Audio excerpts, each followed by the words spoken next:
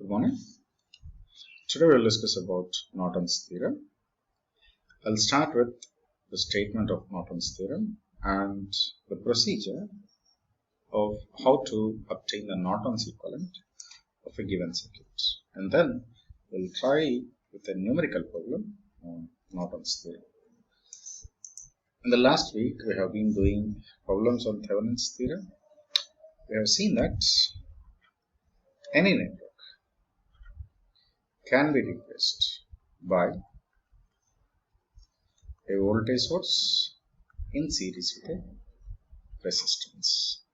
We call it as VTH and RTH, and this is the open circuit voltage across the terminals, whereas RTH is the equivalent resistance across the terminals without the sources. Now, in this lecture, we will see the Norton's equivalent of a given circuit. So, I hope that by the end of this lecture, you will be able to describe the steps which are involved in determining Norton's equivalent of a given circuit. So, let's start with the introduction to Norton's theorem. Just like your Thevenin's theorem, where you have represented your entire network with a single voltage source in series with resistance.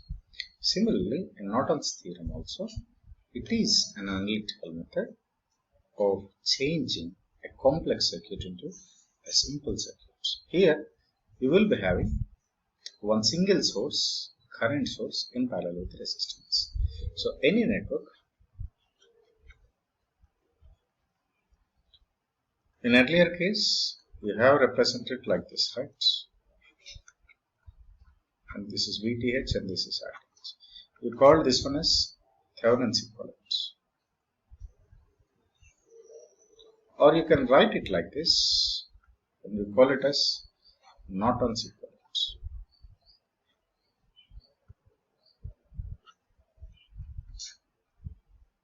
Okay, this is called as Norton's equivalent.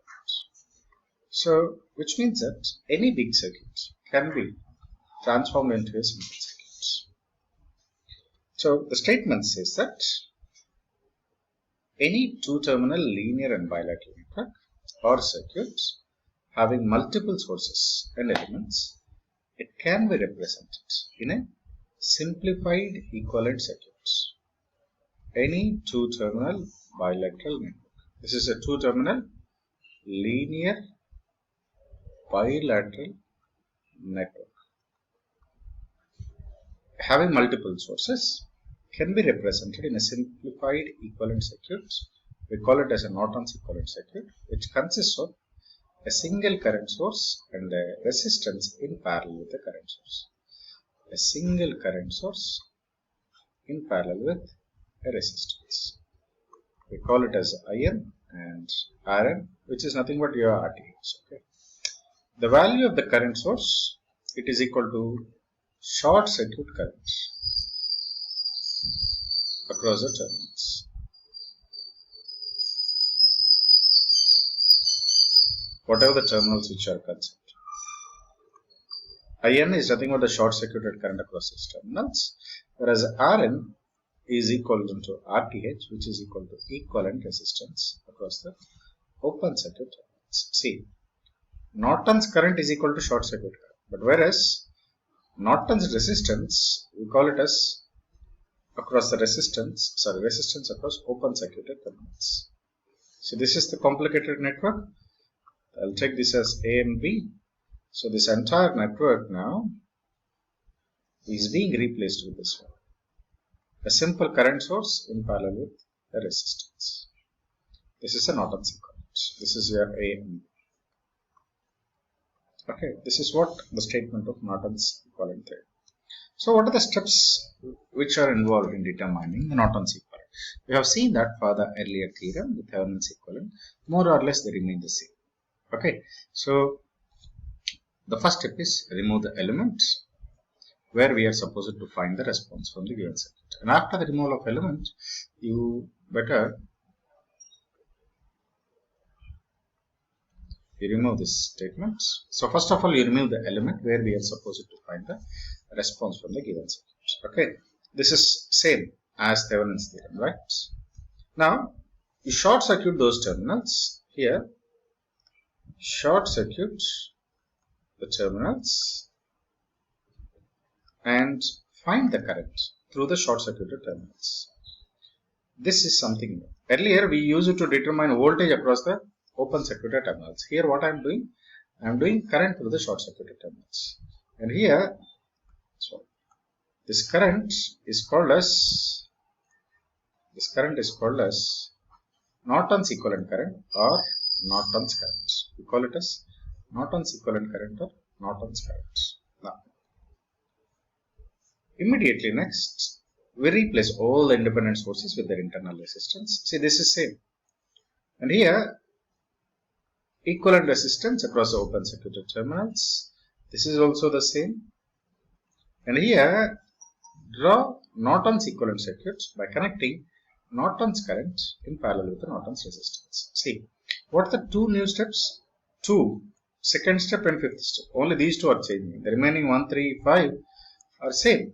You can find the procedure in CDT number 60, which is about Thevenin's theorem. Okay, so in step number 2, instead of VTH, what you are doing?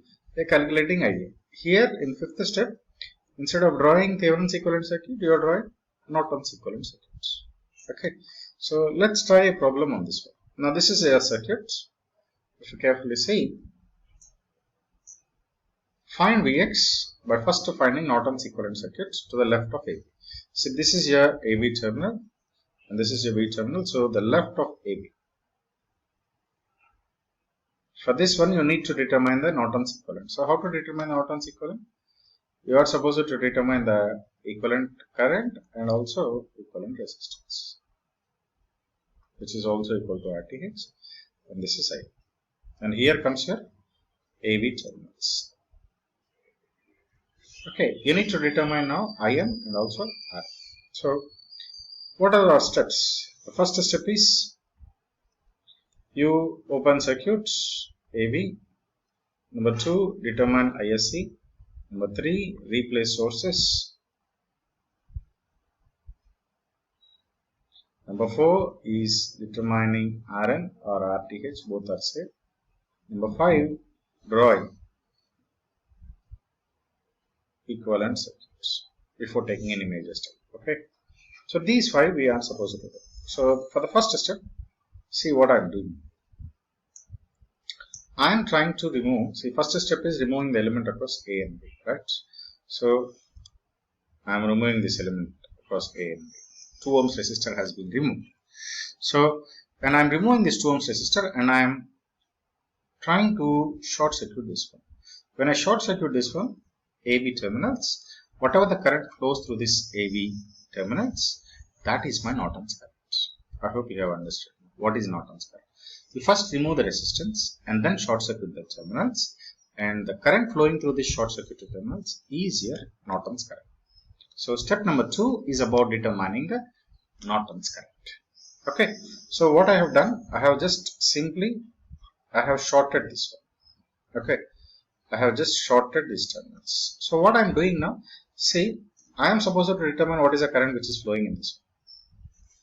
For this, what I am doing, I am trying to apply nodal analysis or mesh analysis. Okay, so now I'll take this one as 0, this is 0, this is 0, and this is also 0.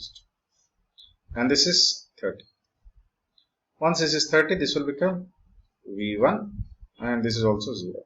Now, or I'll take, since only 1 is there, I'll take it as V. It will be easier for me. Okay, so how many parts it has? 1, 2, and 3. V minus 30 by 12 plus V minus 0 by 6 plus V minus 0 by 4. So V minus 30 by 12, V minus 0 by 6, V minus 0 by 4 is equal to 0. If you solve it, you will get LCM is 12. You will get V minus 30 plus 2V plus 3. So you will get 6V is equal to 30, which means that V is equal to 5. This is why V is equal to 5 volts. Now, when you do have got V is equal to 5 volts, now to determine the current in this path, whatever the current which is flowing in this path, see, whatever the current is flowing here, the same current will be flowing here, right? So what I should do, this is V minus 0 by 4. This is the current which is flowing here, isn't it? So what I am doing, V minus 0 by 4, I am getting 5 by 4 because V is 5.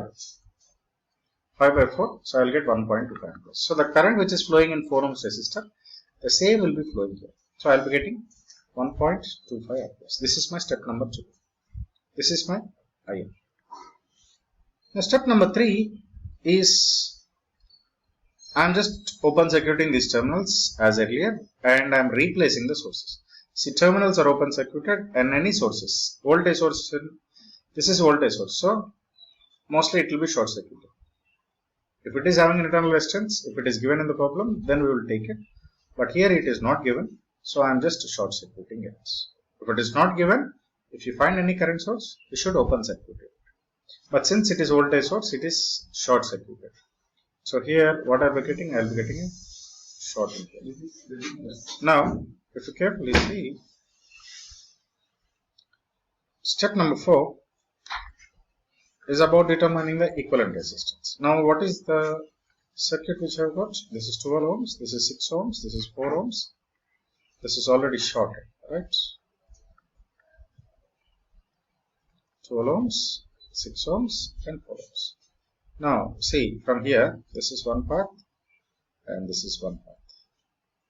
So, if you carefully see, these two are in parallel, 12 and 6. So, I'll get 12 into 6 by 12 by 6. 12 into 6 by 18. 6 ones are 6 threes are 3 ones are 3 fours are 4 ohms. So, now instead of these two, I'll be keeping it as 4 ohms. And already there is a 4 ohms resistor. So now what is the current? See, current is having only one path, which means that these two are in parallel. So the equivalent resistance will be 4 plus 4, which is nothing but 8 ohms. Understood? Now finally, I have got IN and I have got RTH. This is equal to my RN also. Both are safe. So in that case, I should draw my Norton's equivalent circuit. See, what is my Norton's equivalent circuit? Norton's equivalent circuit is a current source in parallel with the resistance. What is the value of Norton's current? 1.25 amperes. And what is the Norton's resistance? 8 ohms. Now these are kept in parallel. And what are the resistance which I have removed here earlier? Now that is kept back here. Okay. Got it? Now, if I want to determine the current in this one, how to determine? See, there is a current of 1.25. Here there are two paths. This is one path, this is another path. Both paths are in parallel. So first path is having 8 ohms resistor, second path is having 2 ohms resistor. So currents will be shared in the ratio of inverse values of the resistances, which is nothing but 1:4. So what is I2 ratio? I2 share is 4 out of 5 into total current is 1.25. So what you will get? 1 ampere. Okay, when you do get 1 ampere here, what is the potential drop across this one? 1 ampere into 2 ohms, it is 2 volts. Understand? This is the way how we solve the problem. So this is the voltage. This is Vx value. Vx is 2 volts. Okay. Like this, we will be determining the Norton circuit and hence the responses. I hope that now you are able to describe the steps which are involved in determining the Thevenin's equivalent. Sorry, Norton's equivalent. This is not Thevenin's equivalent. This is Norton's equivalent of the circuits. Okay. Now, this is your homework. Try to determine the voltage across this 10 ohms resistor using Norton's theorem. Okay. So, we will discuss more problems in the class. Come prepared for the class.